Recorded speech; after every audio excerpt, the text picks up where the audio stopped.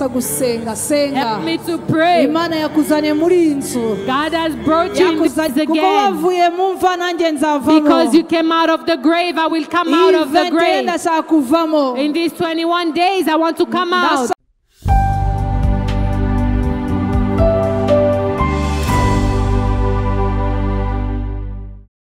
No more delay. Greet your neighbor. And ask them, are you seeing God in these 21 days?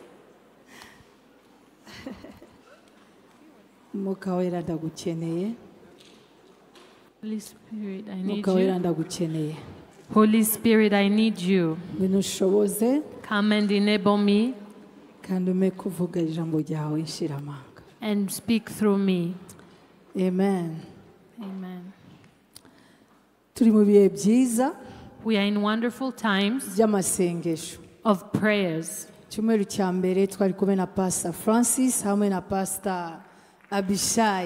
first week we were blessed with Pastor Francis and Pastor Abishai.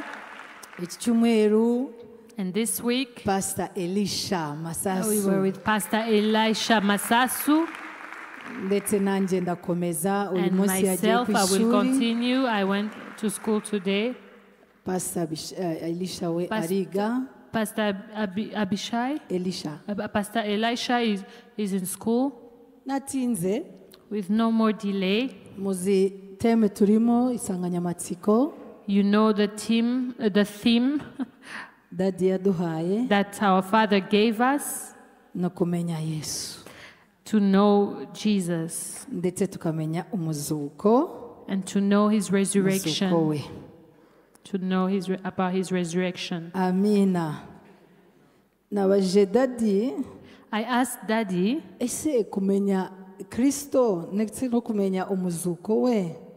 to know Christ and to know about his resurrection, what did you mean when you gave us that word? Praise God. If they can give us those verses.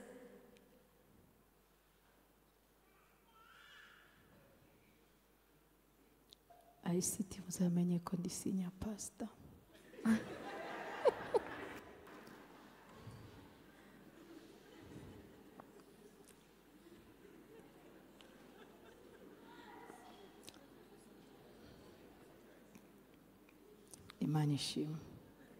Praise God. Backup. Do backup for me. Or let me give you the verses in the meantime. Ephesians chapter 1. To receive Jesus Christ and the power of his resurrection.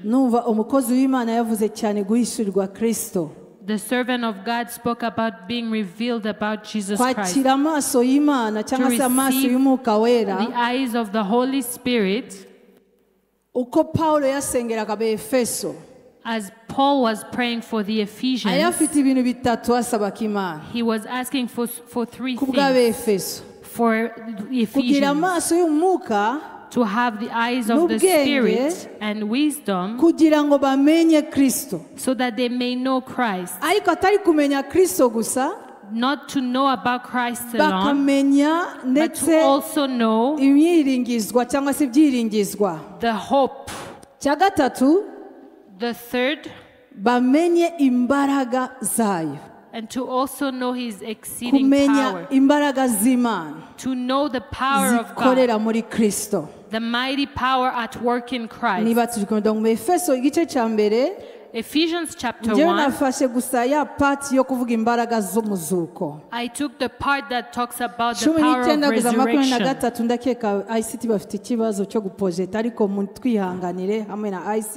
I think we have an issue with the projection, but it has just worked. We will read also yes, ndabona byakunze igice cya murongo wa mbere kuza 44 nitarangiza turakomeza ku cyumweru. We will read the first part and we can continue on Baroma Sunday. Igice 8 igice cya 8 murongo wa 11. Romans chapter 8 verse 11. Ezekiel okay. Biri hariya. You can see it projected on the screen. Murakoze ICT nabababari. Thank you ICT, I forgive you. Mubakomera amashi. Clap for them. Okay. Ndi gutekereza kuri ayo magambo. As I was thinking about these verses, reka tubanze rya jambo rya Efeso. Let's start with the passage in Ephesians. Bavuze kumenya Kristo ndetse no kumenya imbaraga zayo. It talks about to know Christ and the power of his resurrection. Ariko kugira ngo tumenye. We receive eyes so that we can understand, we may know. Kwakira amaso bituma tumenya. Receiving sight enables us to know. Ariko hano ndashaka cyane cyane twemphasizinge kumenya ubwinshi bw'imbaraga zayo butagira akagero. And here I want us to stress on knowing his exceeding greatness and his power, his mighty power. Verse 19. Izo iha twebwe. His exceeding greatness and his power towards us. Are we together? Verse 19. If we're together, please show it. Uko ICT bari gushiramo neguhera 19. We are starting on verse 19. Kubera umwanya wacu butagira akagero izo mbaraga bitagira akagero. His exceeding greatness izo iha twebwe abizera. Towards us, the exceeding greatness of his power towards us who believe. Turazimenya ariko ni kugira ngo zidukoreremo. And we know this power so that it may be at work in us. I thought you would say amen. I was expecting you to say amen. You may know about his exceeding power and to also know that he was resurrected from the dead by the power of the Holy Spirit. You will not lack. You will not be unable to raise everything that is dead in us. You did not hear what I just said. That power for us, the power that we have, that he gives to us who believe, according to the working of his mighty power. He doesn't leave anything behind. For us who have believed in Christ and have known him as the Lord and Savior and received the eyes of revelation, and as we receive those eyes, God enables you to know about that power. And that power does its work in you. Hallelujah. Hallelujah. When I stand in front of a demon, when I'm casting out a demon, I remember the power I have. I remember the power I have. I know the power that I have. Because I have been given the power. The Bible says that God raised him because he humbled himself and died and rose again, that God gave him a name that is above every other name, so that every knee shall bow. And we must confess that name as the power that we have in the name of Jesus Christ, which he worked in Christ when he raised him from the dead. And he explained the source of that power. In these 21 days, I wish you to receive that power. Receive that power and walk in it. Do not let Satan discourage you. Rather stand in that power. May God open your eyes so that you may understand that power. That whatever you will declare, let it become amen. And when I say rise up, that the power that speaks through my mouth doesn't only speak through my mouth, but by the power of the Holy Spirit. The same power that rose Christ from the dead. Let me give you an example. I feel so excited to say so many things. How does that power work? That power, as we receive the eyes,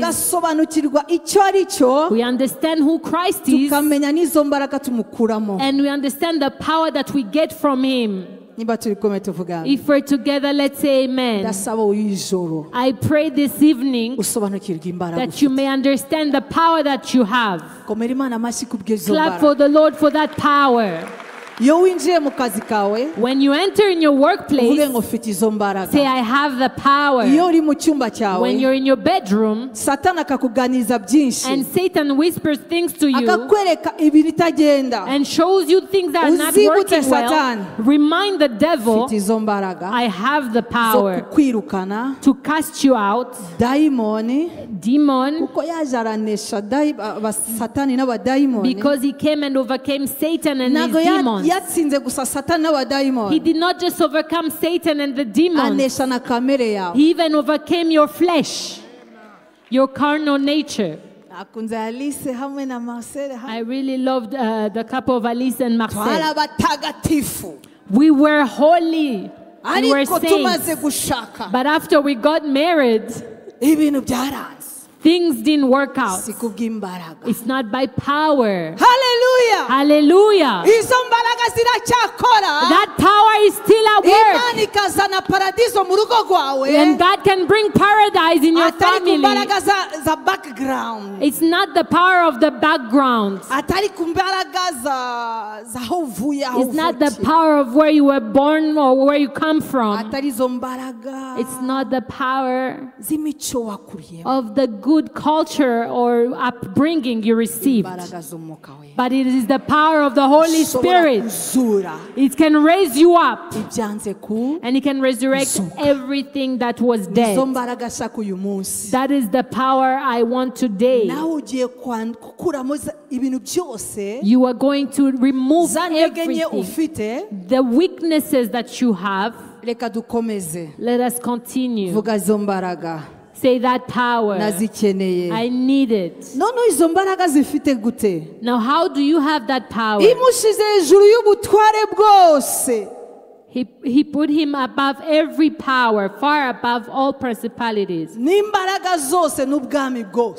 and power and might and dominion.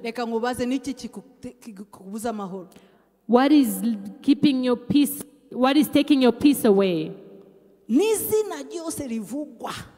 That every name that is invoked, not only in the present age, but also in the one to come, He has the power. Our beloved has the power. Once you receive the eyes, you are revealed about that power. I wish you, as you are seated in your place, that you no longer despise yourself, but you start walking in that power.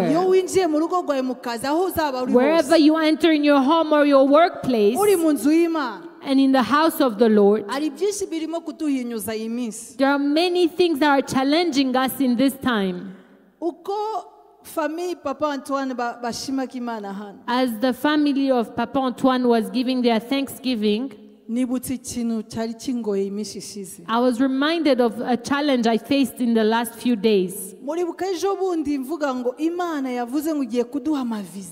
You remember when I say that the God who said that is about to stamp a lot of visas for us. After just saying it,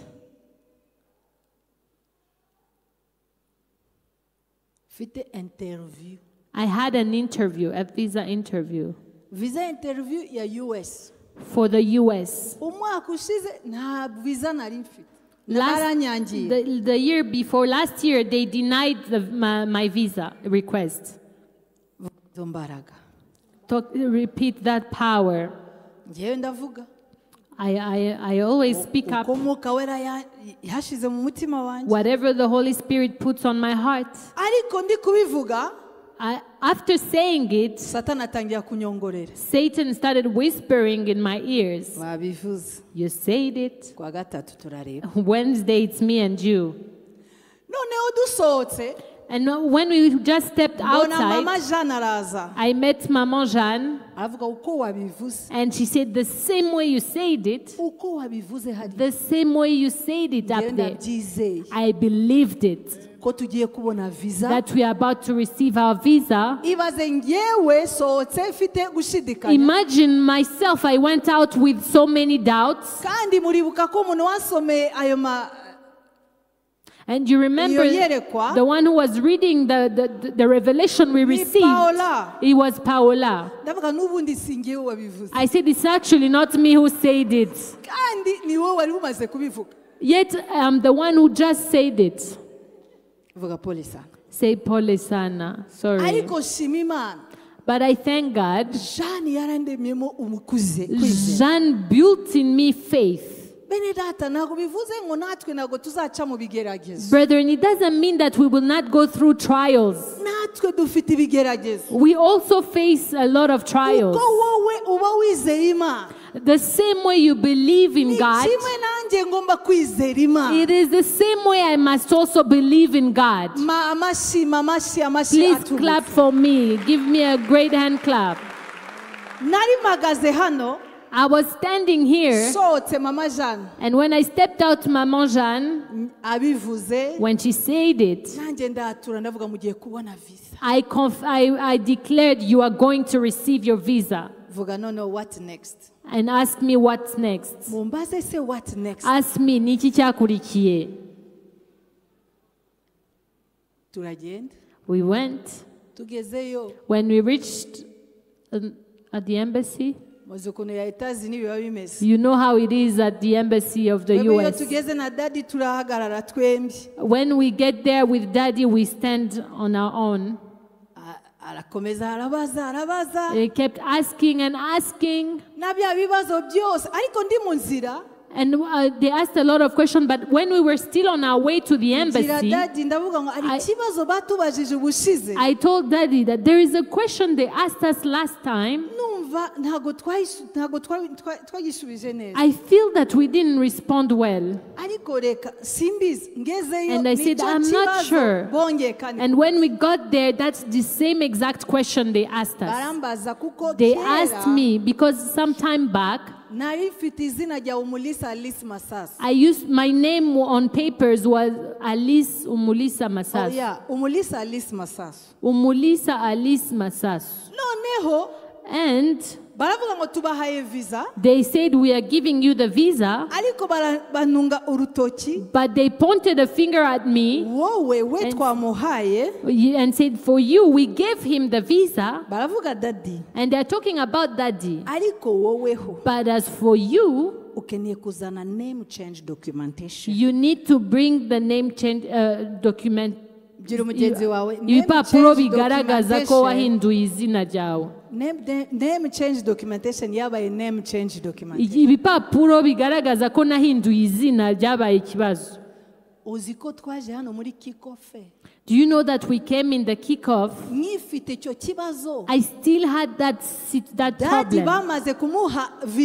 Daddy already has his visa, and Satan started to tell me, didn't I tell you?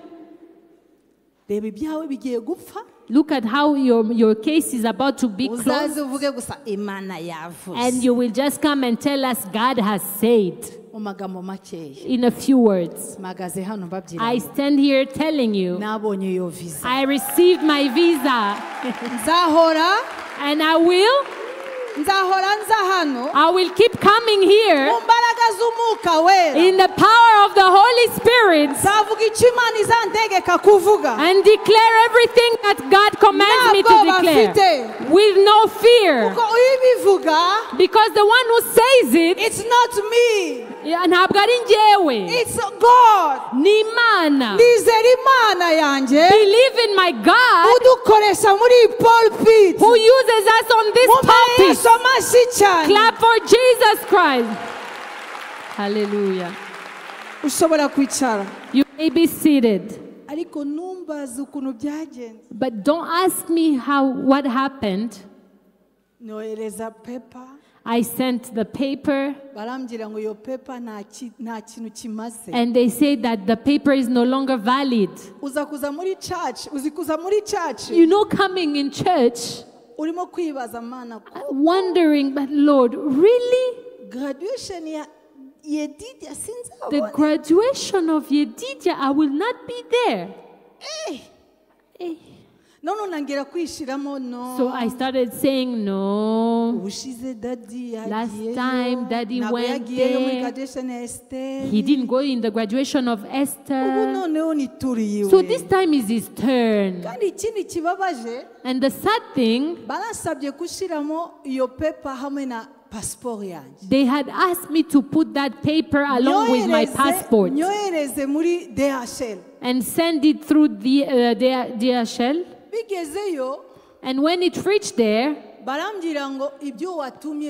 they told me that what you sent is not full, it's not complete. I thank Joshua, he's become my administrator. Clap for him, Joshua. He's seated behind. And he said, Mommy, don't worry. Let's just keep praying. Brethren, I realized when things take long, this is what I want to tell you about today. It doesn't mean that God is not able to answer. Did you hear that? That's why I have come to give you the story of Lazarus. The only problem is that we are running out of time. Am I teaching? I haven't even started.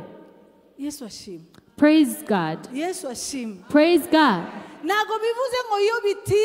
It doesn't mean that if it takes long or it delays, delays is not the same way Daddy said that delay is not denial. Let's clap for Daddy because he gives us very good words.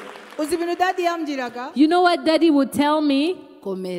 Be strong. We will go together.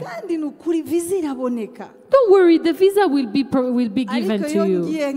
And when I would be on my own in prayer, Satan would whisper to me. He's rejoicing, of course. He has the visa already. He's just hiding.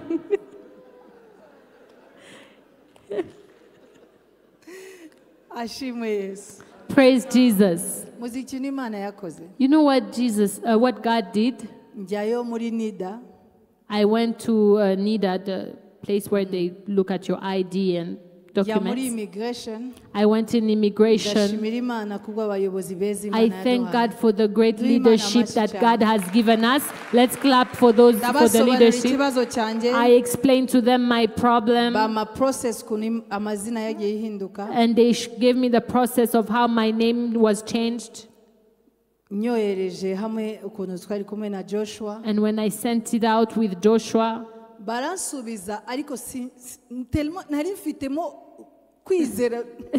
they replied, but because of my little faith, I came here to pray on Tuesday. We were supposed to travel on Wednesday, and yet my passport was still at the U.S. Embassy. Do you understand? Today is a day of testimonies.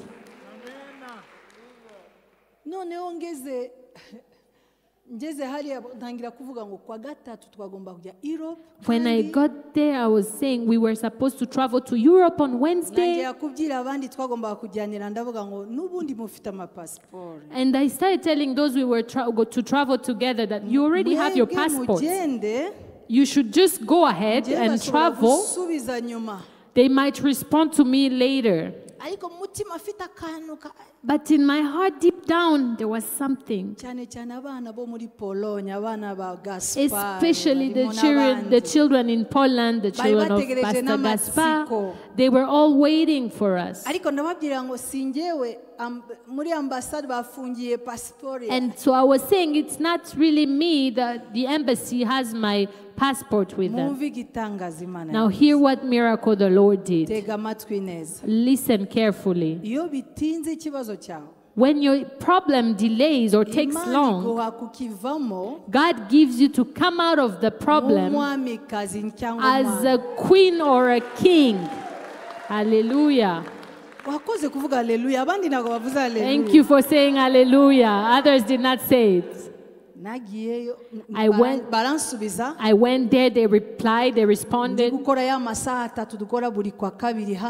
As I was doing the 3 hours we always do on Tuesday with the staff of the church, as we were praying, the Holy Spirit told me,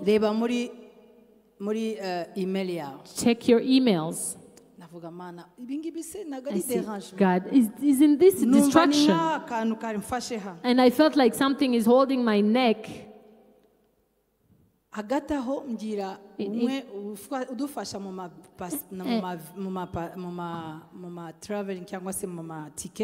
in the meantime, I told the person who helps us with the tickets,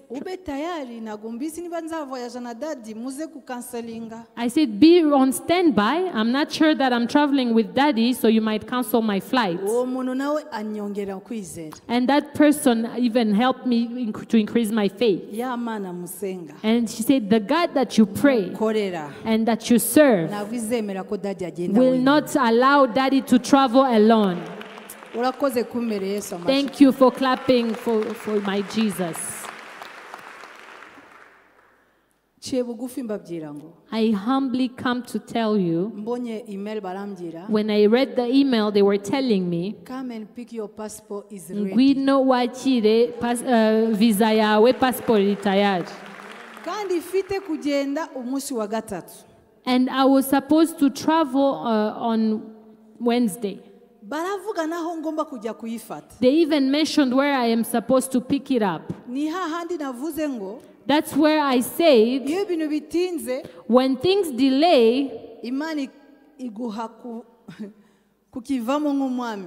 God makes you come out of it as a king or a queen. And they told me at the embassy, these days people know that we receive it through DHL. But as for me,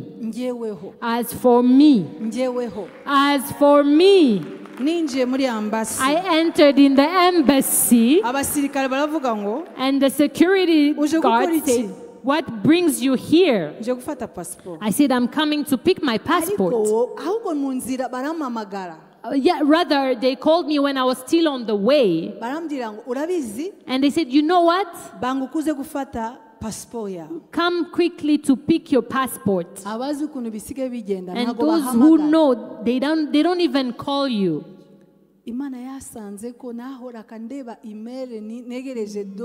not reply. God realized that and knew that I'm waiting for the do not reply. And in the end, when I reached there, they told me, are you a foreigner? Because only foreigners actually get to the embassy these days. Who called you? I explained to them. And I saw someone right far inside walking towards me with the passport. I said, one. They called me a foreigner. Yet they are bringing a random passport to me. Please clap for my Jesus. Hallelujah. You might ask yourself, why am I giving you this testimony. Nubwo bitinda bishobora no kubora. Even if it may delay, it may even get rotten. Ushobora no kwibagirwa ibyifuzo. You may even forget about the prayer request. But I want to tell you that in these 21 days, do not look at the reality. Do not look at what is surrounding you. Because there is a truth behind it. The truth that is behind it is that God does not keep any debt toward us. He does not owe us anything. And that man of God, Lazarus, he was sick. And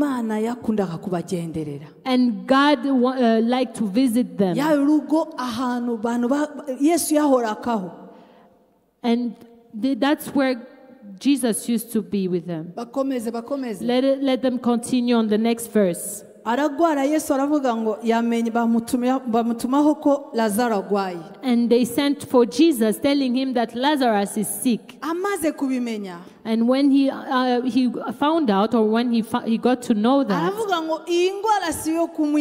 he said that this sickness will not end in death. And I'm bringing you good news. The problem you have is not meant to kill you. You did not say amen. It will not kill you. Just like Jesus told Lazarus, because he's the God of time and circumstances. He's the God who changes your history. You may look at your circumstances today. You may look at me, mommy, as I stand here, and you despise me. But you do not know where God has taken me. I thank God. Today we say that you are taking your plane or your flight. Daddy said we were not even able to travel to Brazzaville. The problem or the situation you are facing today, if we went through shame, and if God has taken us somewhere where we had no solution, no answer, believe in my God. Believe in my God, please. He will not kill you. He will not give up on you. Receive your blessing as you're standing.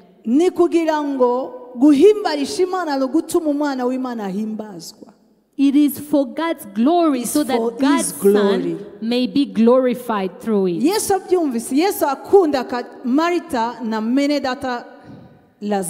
Now Jesus loved Martha and her sister and Lazarus. So when he heard that Lazarus was sick, he stayed where he was 2 more days.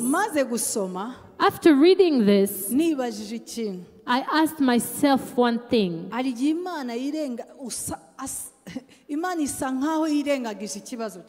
are times that God seems like He is ignoring your problem. But He has a plan. Do not be discouraged. I have come to strengthen you. You have heard so many things. And your situation has reached the Father. And then He said to His disciples, let us go back to Judea.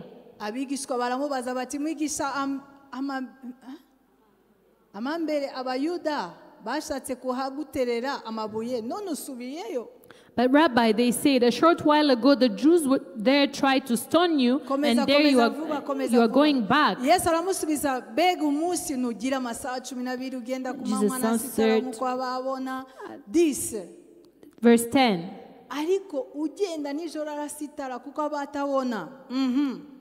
Continue. After he said that, he went on to tell them, our friend Lazarus has fallen asleep. He can see that Jesus sees that he's asleep. This is why we are blessed as Christians and believers. When a person is dead, we say that he is asleep. In the eyes of God, even if you died,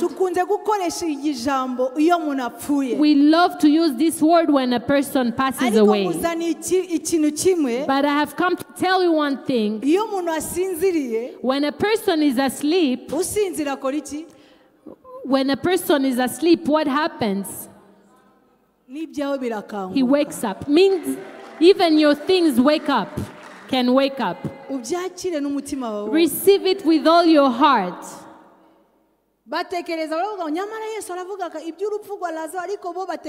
Jesus, his disciples thought he was talking about natural. Then he told them plainly, Lazarus is dead. Let's continue because of time.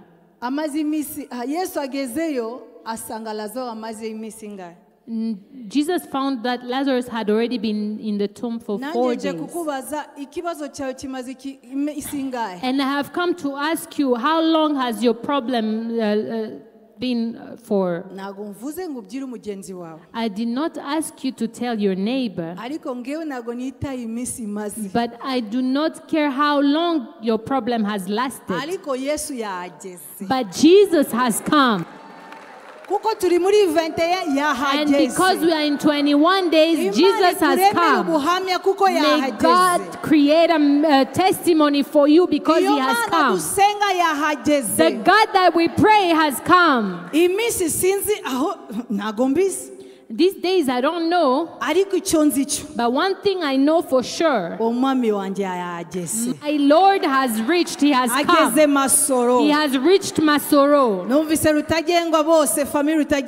You have heard the thanksgiving of family Rutagengwa here. You know, they have come, they have gone ahead of me. They have prepared it for me. Just clap for the Lord because I am already rejoicing. Even if I was not to say anything, they say that there is God in this place. And I have come to tell you one word. He has reached this place. In these 21 days, He has come. Since the beginning in kickoff, when you started to pray, Daniel said, Michael said that when you started to pray, the angel of the Lord came and told Daniel, the moment you started praying, I heard your prayer. And that's why I have confidence that the power of Jesus has come to raise everything that belongs to you. And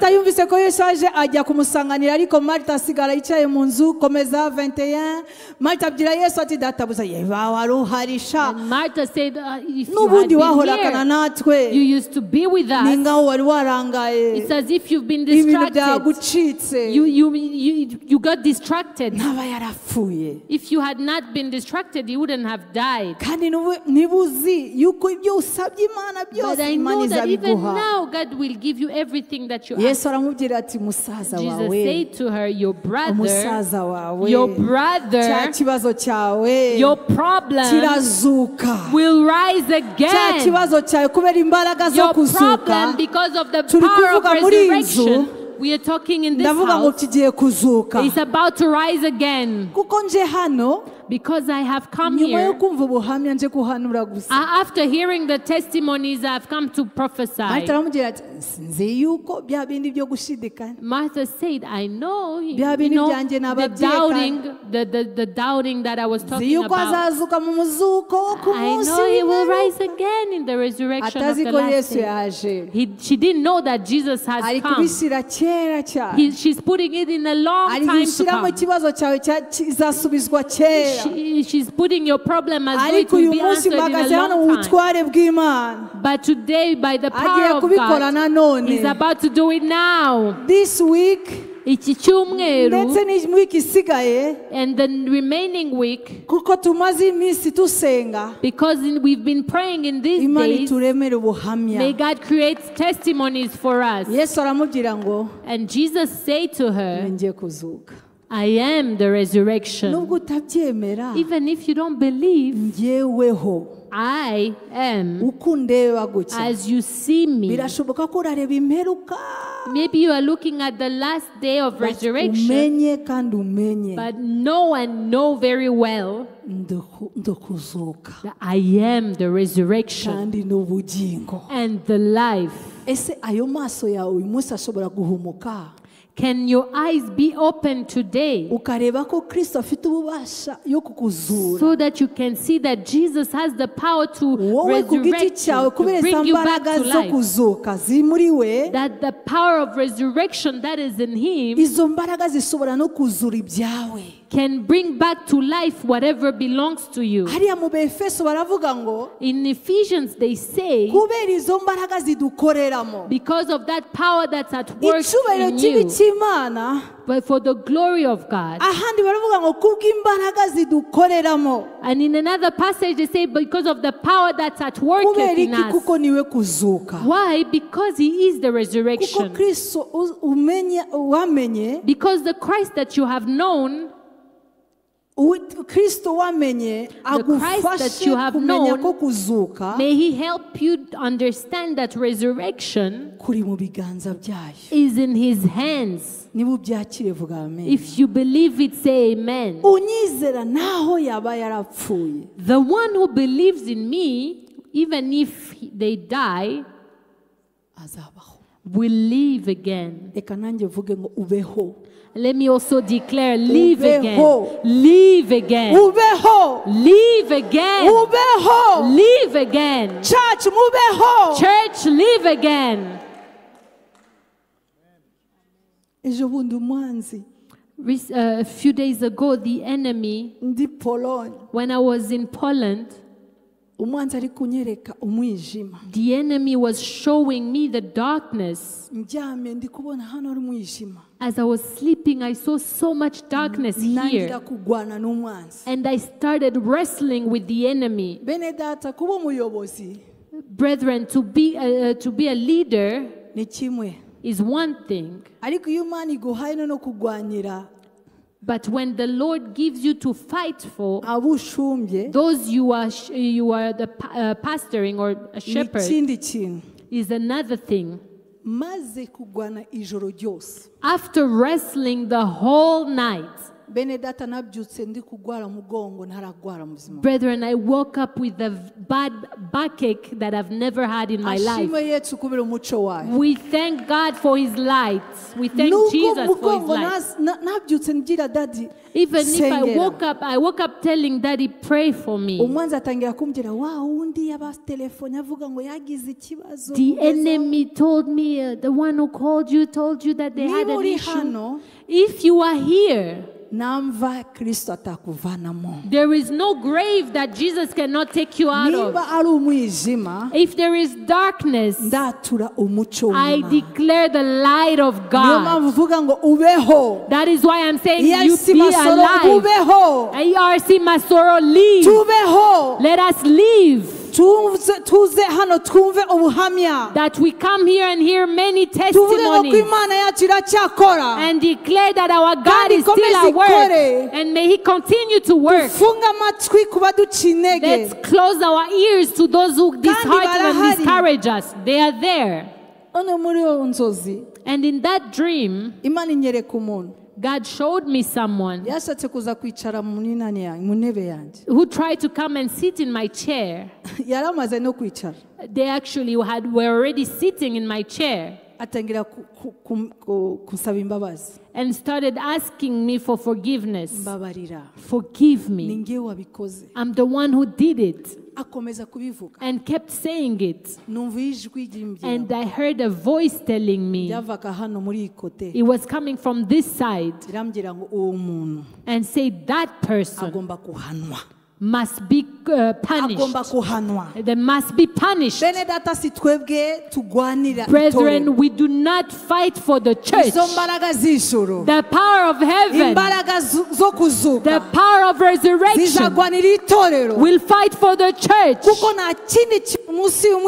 Because there is no power of darkness that will stand against the church of ERC, that will fight against BCC. Brethren, the Lord showed me his face or her face, begging for forgiveness. Begging for forgiveness because the sentence had already been declared. We are not the ones to punish. The God above knows to punish well. Because darkness had filled up the church. Today I'm rejoicing when I hear testimonies. I felt that people are restored and revived. May you always be revived by the Lord. Because Christ is the resurrection and he is the life. He gives life where there is death. If you receive it, clap for the Lord. Thank you, Jesus. And whoever lives by believing in me will never die.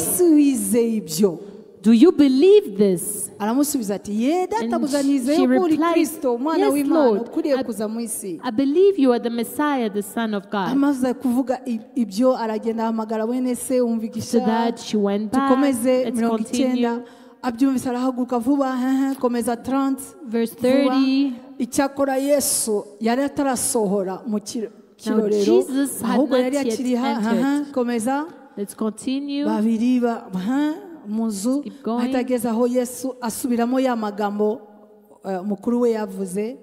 And Mary repeated what her sister said. When Jesus saw her weeping, verse 34, and he asked, where have you laid him? And said, and Jesus wept.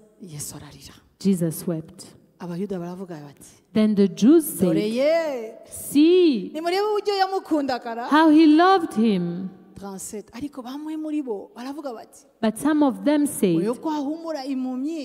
could not he who opened the eyes of the blind man have kept him from dying?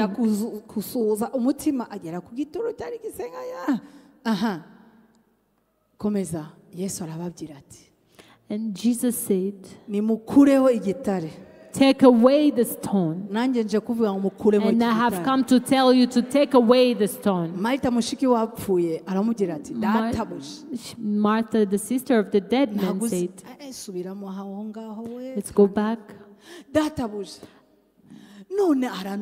But Lord, by this time there is a bad odor.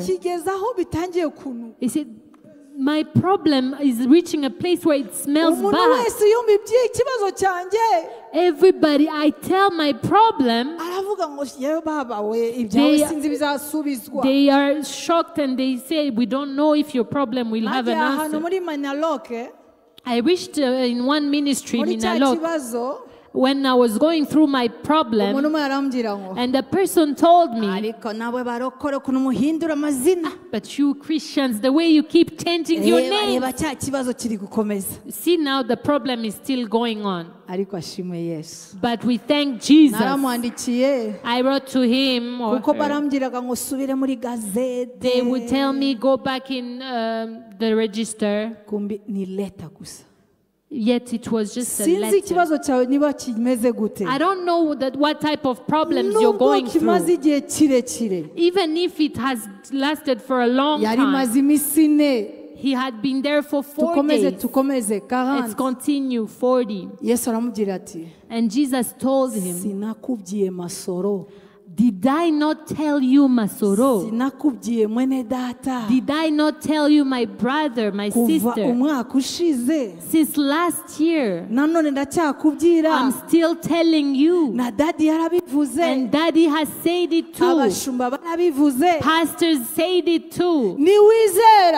that if you believe, niwizera, that if you believe, nongeye kandi nanjye kuvuga niwizera, I repeat it as well, that if you believe, uri bubone, you will see ubwiza bw'Imana, the glory of God. Kwizera mwene data n'amaso. To believe is eyes, is the eyes. Ubu Kristo yamurebaka. And when Christ was looking at her, I told you that I'm the resurrection and the life. I am the resurrection. I said that I'm the resurrection and the life. Oh, how come you don't believe me?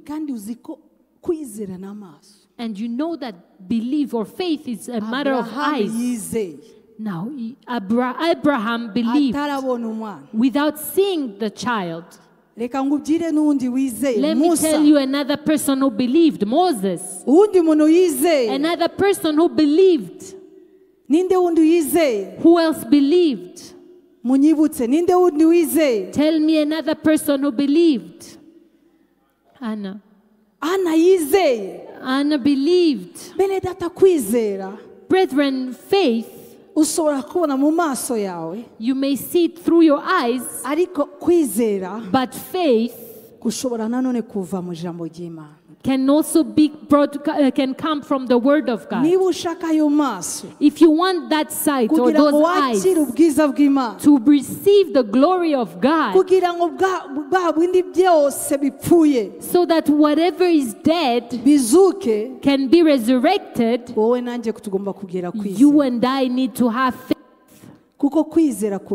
Because faith brings to life.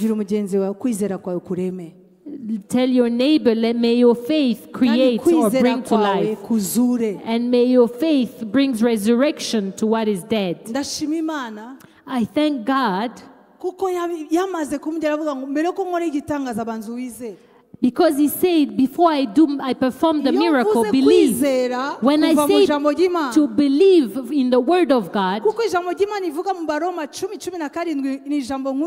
because the word of God says in Romans chapter 10 verse 17, that faith comes from hearing, and hearing comes from the word of God. As you dig deeper in the word of God, that's when you will go on seeing the miracles, and you declare and proclaim it in your life, and see that even if it hasn't come, I believe that I believe. I came here in the kickoff and heard Daddy saying that reality is different from truth. And I started looking at the problem I was having, and I was looking at how days were passing quickly, and I felt within me that I must believe. And when I went home, I told Daddy, I now believe in the truth, and that truth came to pass. Can you believe with me? Can you have faith that whatever is dead in your life, that God can change it? Can you believe? If you can believe, you will not look at your situation in the reality. You will know the hope you are called for.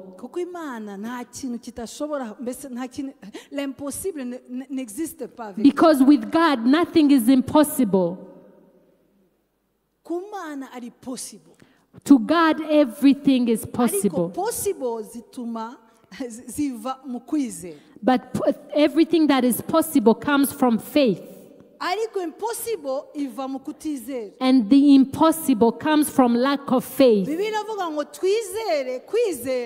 Bible says that we believe The Bible says that you cannot please God without faith. When you believe in God, you will please God. And as you please God, you will see the glory of God. And the glory of God is the answers He gives you.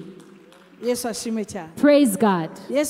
Praise God. I wish you to see the glory of God because of your faith. Because when there is no faith, the enemy blinds us.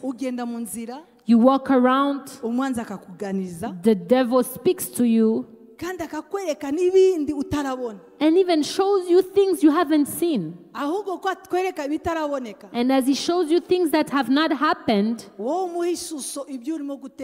give him the image of what you are believing for because of your faith. If we're together, let's say amen. Let's continue. So they took away the stone and said, Father, I thank you that you have heard me. I knew that you always hear me, but I said it for the benefit of the people standing here. Because of ERC Masoro, that they always, that they may believe. They always ask me that the God that you pray to, does He really answer? Does that God, that when we started the year, is He still at work? I have come to tell you, do it so that they may believe it, so that they may believe that you sent me. If we're together, let's say amen. There is a prayer and there is a prayer. There are times that God allows that you identify yourself with someone's problem. Like I told you, I was wrestling in the spirit. I didn't know what God was about to do. It wasn't the once or twice. When our Father would say we are to see, that's when I started to see. I asked the Lord that all of you who are here may raise your faith, just like the families just gave thanksgiving. I dream of the day we will all be struggling to all go on the pulpit to thank. As a proof, Pastor Phineas told me. He told me, Mommy, we have a very good problem. Many people want to give thanksgiving, but we don't have enough time. Even those who came here before, they weren't able to say everything, right? They have so many thanksgivings. Are we going to do a crusade of thanksgiving? Hallelujah. Amen. Please remind me, because thanksgiving lifts people's faith. When he had said that, Jesus called in a loud voice, saying, Lazarus, come out. I have come to tell you, declare your name.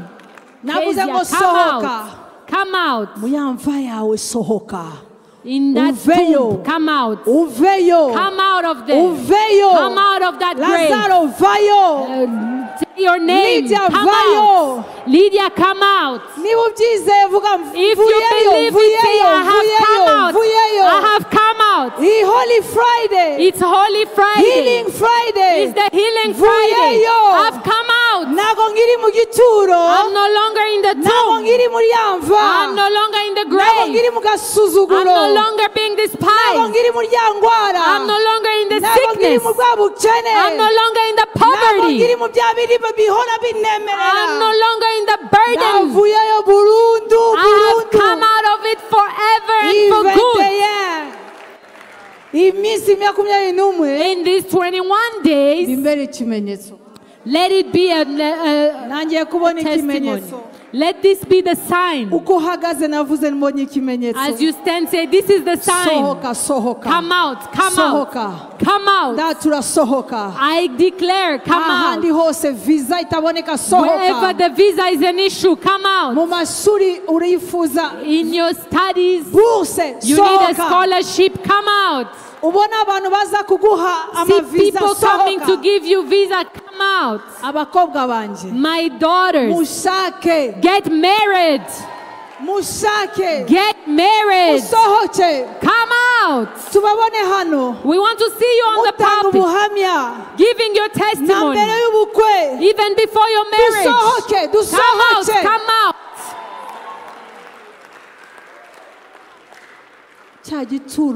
That tomb, let it remain empty. Repeat, empty. Tell Satan, I'm no longer there. I am no longer in the grave. And I have come to tell you,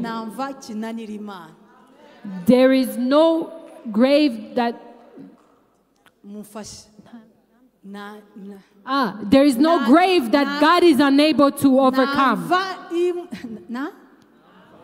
There is no grave that God is unable to take you out of. Repeat it 3 times. There is no grave. It might be impossible to men. That grave, people are not able to handle. Maybe daddy, maybe I'm unable to handle it. But the God that you pray to, the God that I pray to, He will take you out. He will take me out. He has taken me out. He has taken me out. He has taken us out. In Jesus' name. I believe it and believe it. Receive the eyes of faith.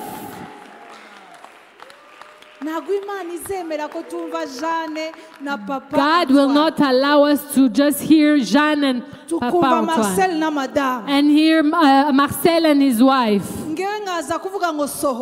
And I come to tell you to come out. So come out. Get out of that grave. Get out by faith. Because our God, there's no grave that He cannot take you out of. Wherever it is, God can reach there. He doesn't care how many days this lasted. Because we're in the power of resurrection. May He resurrect you and bring me back to life so that you can start to testify.